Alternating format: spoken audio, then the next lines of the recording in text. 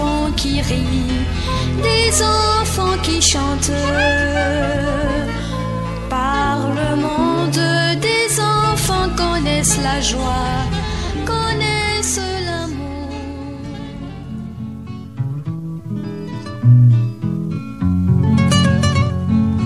Bouré-Kitignan, une sous-préfecture de Sigiri située à 811 km de Conakry. Le village de Bouré a toujours été convoité pour la qualité de ses ressources minières, notamment l'or, qu'on y trouve en grande quantité. L'or du Bouré serait d'ailleurs, selon les spécialistes, très recherché sur le marché mondial. Cette richesse attire vers Bouré-Kitignan des personnes venant de divers horizons. Leur paillage devient ainsi la principale activité dans cette zone. Une activité dans laquelle sont fortement impliqués des enfants. Ce grand reportage intitulé « Mine de Bouré-Kitignan » à la découverte des adolescents otages de l'or porte sur ces enfants mineurs.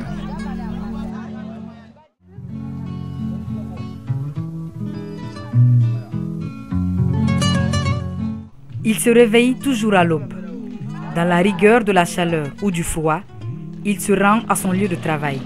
Il, c'est Koulimbali Camara, habitant Bouré-Kitignan, situé à 33 km de Sigirinville. Âgé de 15 ans, Koulimbali Camara est orphelin de père et vit actuellement avec sa mère. À l'image de la plupart de ses amis qui vivent dans le Bouré, Koulimbali Camara n'a pas eu la chance de fréquenter l'école. Son seul recours pour gagner sa vie reste donc la recherche du métal jaune. Nous faisons ce travail pour nous tirer de la pauvreté et c'est la seule façon pour nous de gérer le quotidien. Mais ce travail a des inconvénients graves. Malgré tout, on est obligé. Sinon, ma volonté, c'est d'aller à l'école. Koulimbali Camara a vécu une histoire triste qui l'a amené vers cette activité. Ces enfants, quand ils ne sont pas dans nos maisons et que l'amour est là sans raison, il faut croire que rien n'est achevé. Ces enfants. Suite à la mort de son père dans ce village, il y a 2 ans, Koulimbali Camara s'est vu obligé par son frère de commencer à vendre des pièces détachées au centre-ville de Sigiri. Une occupation qui ne durera que peu de temps. En effet, après un malentendu avec son aîné, celui-ci le renvoya de son kiosque. Faute de soutien, Koulimbali a décidé de prendre son destin en main. Et c'est ainsi qu'il se retrouvera ici, dans les mines de Bouré-Kitignan, auprès d'un demi-frère. Depuis 2 ans, Koulimbali exerce cette activité. Aujourd'hui, il est à son 4e puits, mais jusque maintenant, la chance n'a pas encore daigné lui sourire. Il n'a pu trouver aucun gramme d'or. Obtenir de l'or dans le Bouré exige tout un savoir-faire. Koulimbali ne déroge pas à la règle. Avec son groupe composé de 4 personnes qui creusent à tour de rôle le puits qui leur a été octroyé par la police minière, appelé Tomboloma en langue nationale malinké. Parfois, ces jeunes peuvent passer des jours entiers à creuser le puits de mine avant de trouver le minerai. La profondeur peut varier de 8 à 18 mètres avec un diamètre moins de 0,70 mètres. Koulimbali dépasse rarement ce niveau. L'étape suivante reviendra à un membre du groupe appelé Kaladjanti, c'est-à-dire le plus fort. Souvent âgés de plus de 20 ans, les Kaladjanti sont chargés d'extraire le déblai. Et à ce titre, ils sont les seuls habilités à intervenir en cas d'éboulement de terrain. Ils affirment détenir le plus souvent des secrets à cet effet. Ce sont en quelque sorte les spécialistes du sauvetage.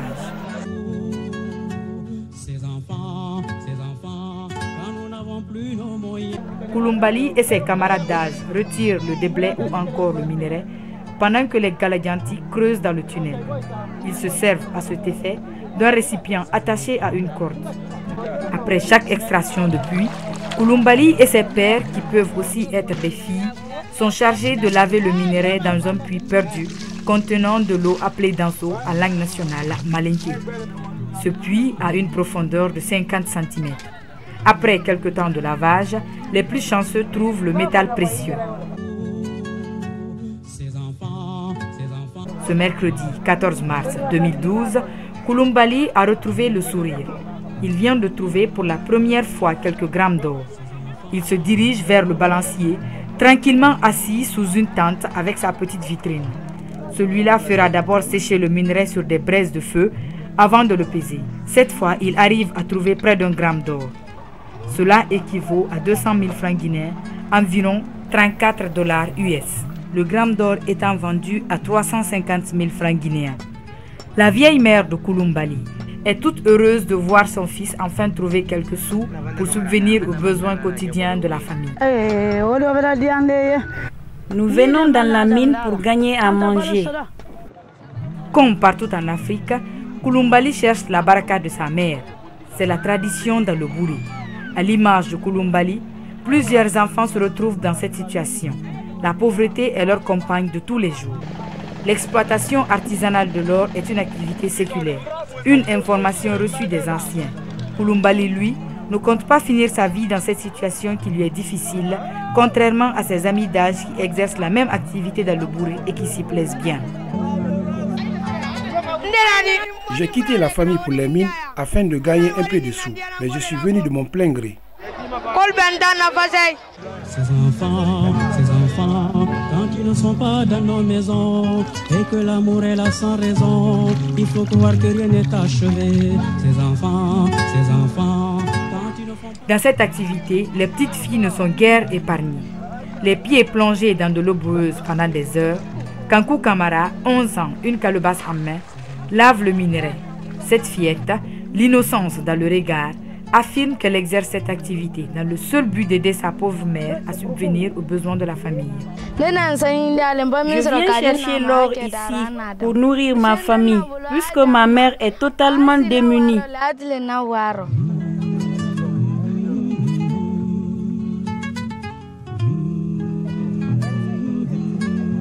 Sur les mines de Bouré-Kintinia, appelées Bekan en langue nationale malinké, ce qui signifie en plein air, les villageois travaillent depuis plus d'un demi-siècle. Des adolescents creusent et lavent le minerai pendant des heures sous un soleil de plomb, dans le but de trouver l'or destiné à la commercialisation sur le marché local, mais aussi régional. Ils travaillent toute la journée, prenant juste une pause pour avaler quelques morceaux de pain. Ici, dans les mines, l'hygiène laisse à désirer. Cette mine est non loin de la Société Aurifère de Guinée, une société sud-africaine qui exploite l'or depuis plusieurs années dans la zone. Enfants, vous êtes la vie sur terre, vous êtes l'amour. Les instruments utilisés pour l'extraction artisanale de l'or sont la daba, le pic mineur appelé soligan et solikoudouni, la calebasse et une corde attachée à un seau qui leur permet de tirer le minerai du puits. Tous ces instruments sont utilisés par ces enfants sans aucune protection. Si je travaille dans les mines pendant 1 ou 2 mois et que j'ai la chance, je peux gagner 4 ou 2 millions. Ces enfants, quand ils ne sont pas dans nos maisons et que l'amour est là sans raison, il faut croire que rien n'est achevé. Ces enfants. Dans les mines de Bouré-Kintinia, beaucoup d'enfants venant de divers horizons se retrouvent. Certains viennent de leur plein gré, abandonnant l'école ou fuyant la pauvreté chez eux. Les exploitants traditionnels de ce minerai précieux s'exposent à toutes sortes de risques, notamment l'éboulement de terrain. Pour avoir passé toute sa vie dans cette mine, l'un des Kaladianti se rappelle de quelques mésaventures.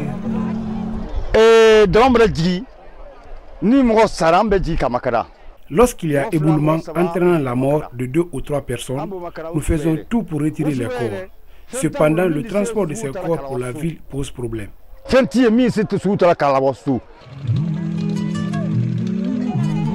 Le manque de ressources pour payer les fournitures scolaires et assurer la subsistance de la famille est l'un des arguments évoqués par certains pères de famille. Il n'y a pas autre activité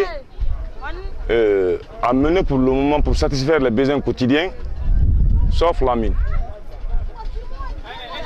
Raison pour laquelle la majeure partie des jeunes sont là aujourd'hui, et avec des risques aussi. Le travail des enfants influence négativement leur performance scolaire. Il faut souligner que cette sous-préfecture, riche en ressources minières, souffre d'un manque d'enseignants, d'insuffisance de matériel didactique et d'infrastructures scolaires. On est confronté à beaucoup de difficultés. Les enfants Il peut venir à l'école à midi, il se retrouve à la mine. On a convoqué des assises ici. On a fait appel à la population, c'est-à-dire les parents d'élèves, pour lutter contre ce fléau-là, mais impossible. Sur terre, vous êtes l'amour, ces enfants, quand nous n'avons plus nos moyens et que l'ami a brisé nos liens, ils nous sont toujours fidèles. Ces enfants, pour si peu font tant de choses. Ici, les enfants travaillent soit pour leurs parents, soit pour une tierce personne avec qui ils partagent les recettes à part égale. À Bouré-Quintinia, la seule ONG évoluant sur le terrain affirme ne pas s'intéresser à ce sujet. Un responsable de cette ONG, appelée Association des jeunes pour le progrès, explique plutôt son expérience sur ce sujet. Arrivé à Doubaya, j'étais sous un arbre, j'ai vu un petit passer à côté de moi. Alors l'enfant, il était fatigué. Quand il est arrivé aussi à côté de moi, il s'est arrêté. Moi, je l'ai salué et je l'ai appelé. Il est venu, j'ai dit, mais comment tu es venu ici? Il dit qu'il est de Cancan et qu'il est venu avec un marabout qui est dans un hameau qui n'est pas loin, qui n'est pas plus de 5 km de là-bas. Alors qu'ils sont plus d'une cinquantaine qui sont venus pour apprendre le Coran. Que c'est leur marabout qui les a dit de venir dans les mines. Il dit non, qu'ils ont un compte rendu fidèle à faire le soir au marabout. À Sigiri, les autorités ont des avis contradictoires sur l'exploitation des enfants. Le commissaire spécial de la police chargé des mines et carrières de Sigiri nie l'implication des enfants dans l'exploitation artisanale de l'or. À part des enfants qui ont l'âge de la majorité, 19 à 20 ans, je n'ai pas trouvé des enfants mineurs qui sont employés par tierces personnes dans les mines artisanales. Le directeur préfectoral des mines, lui, reconnaît bien l'existence du travail des enfants. C'est une situation vraiment qui n'est pas à encourager le travail des enfants dans les mines. Et nous sommes en train de nous battre pour diminuer l'afflux, c'est-à-dire la présence des enfants dans les mines. Les médecins, eux, sonnent l'alarme. Ils montrent du doigt l'effet dévastateur de ce travail sur la santé des enfants. Le plus souvent, des cas de méningite et de maladies diarrhéiques sont signalés. C'est des enfants, effectivement, qui viennent des mines. Généralement, c'est des enfants de 7 à 9 ans, 10 ans, 12 ans. On ne nous dit pas directement que c'est eux qui travaillent. Nous, ce qu'on nous rapporte, c'est dire que l'enfant est avec sa maman. La Guinée a pourtant ratifié des instruments juridiques relatifs aux droits des enfants, notamment la Convention des Nations Unies relative aux droits de l'enfant, le 10 avril 1990, la Charte africaine relative aux droits et au bien-être de l'enfant en 1999, la Convention numéro 138 de l'Organisation internationale du travail sur la fixation de l'âge minimum le 10 décembre 2001, la Convention numéro 182 du Bureau international du travail sur les pires formes de travail des enfants le 10 décembre 2001. Le directeur préfectoral en charge de la protection de l'enfance de Sigiri semble ne pas maîtriser tous ces textes. Effectivement, il y a le code de l'enfant. En tout cas, ce qui concerne le travail des enfants, en tout cas, il y a un article qui interdit sur le travail des enfants également. Ces instruments juridiques internationaux ratifiés par la Guinée ont bien été intégrés dans la législation nationale à travers la loi portant code de l'enfant guinéen promulguée le 19 août 2008. Les dispositions de l'article 411 de cette loi interdisent les pires formes de travail des enfants, c'est-à-dire toute forme d'esclavage ou pratiques semblables. Tous travaux qui, par leur nature ou les conditions dans lesquelles ils s'exercent, sont susceptibles de nuire à la santé, à la sécurité ou à la moralité de l'enfant. En l'occurrence, selon l'article 415 de la même loi, l'activité d'extraction de minerais stériles, matériaux et déblais dans les mines et carrières entre bien dans cette catégorie de travail et demeure interdite à toute personne âgée de moins de 18 ans.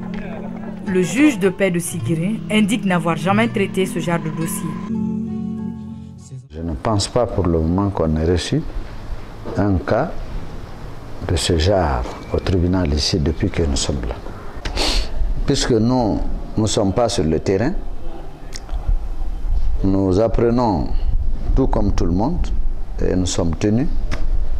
Il y a un commissariat spécial chargé des mines, dans les conditions normales, c'est eux qui doivent nous saisir à travers un procès verbal afin que nous puissions quand même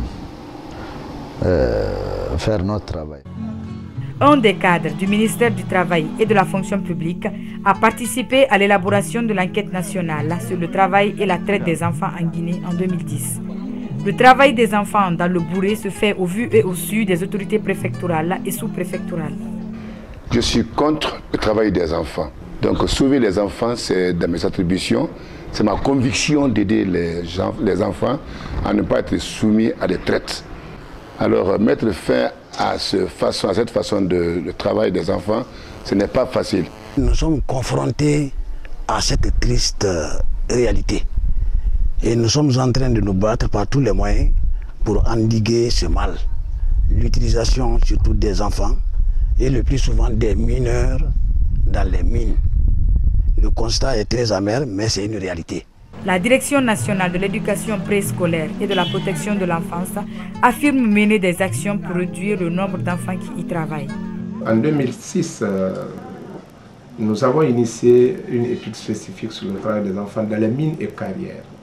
Cette étude existe et les recommandations de cette étude allaient dans le sens d'élaborer un arrêté sur le travail des enfants en Guinée.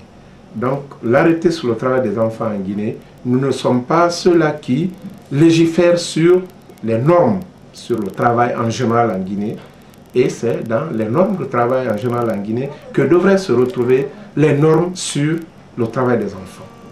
Et donc c'est le ministère du Travail, en collaboration avec nous, mais qui doivent être à la pointe de l'élaboration de cet arrêté-là, interdisant le travail des enfants dans certaines conditions dans les mines et carrières. À la faveur du mutisme des autorités guinéennes, les enfants de Bouré-Quintinia continuent de subir les pires formes de travail au mépris de la loi. Pour ces enfants, l'exploitation artisanale de l'or est leur vie. Beaucoup d'autres adolescents de Sigirine sont prisonniers des activités de la mine. Creuser les puits, transporter les minerais, les laver et les vendre. C'est tout ce qu'ils savent faire pour aider leurs parents à supporter les charges quotidiennes. Cela, sous le regard indifférent des autorités qui ne vivent pas en réalité les vrais maux dont souffrent ces enfants. La préfecture de Sigirine n'est qu'un cas sur plusieurs. Les préfectures de Kouroussa, Mandiana, Kerouané, pour ne citer que celles-là, vivent la même situation depuis plusieurs années. Mais jusqu'à présent, aucune issue n'a été trouvée pour assurer un avenir radieux à ces enfants. Et cela en dépit des multitudes d'assises, colloques ou autres conférences organisées chaque année pour la cause des enfants.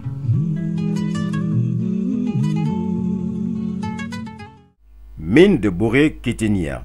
À la découverte des adolescents otages de l'or, un grand reportage réalisé par Kadiatou Touré.